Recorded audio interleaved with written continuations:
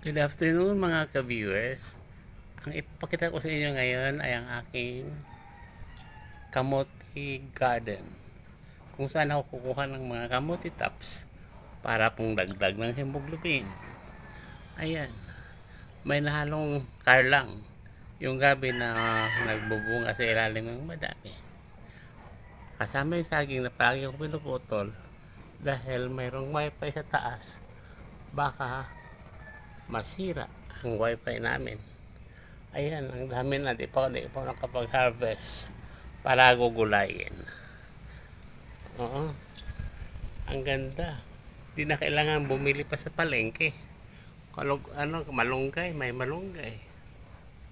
Kung gusto mo ng kamote tops, ayan. Mayroon, ang taba-taba ng gabi, oh. Mayroon ding yellow, anong tawag ng yellow na ginger, luyang dilaw. Okay, if you like this video kaya nagustuhan nyo ang magandang tanawin, maganda sa mata, green, i-like at i-follow nyo lang ang aking Facebook account. Bye bye, see you next time.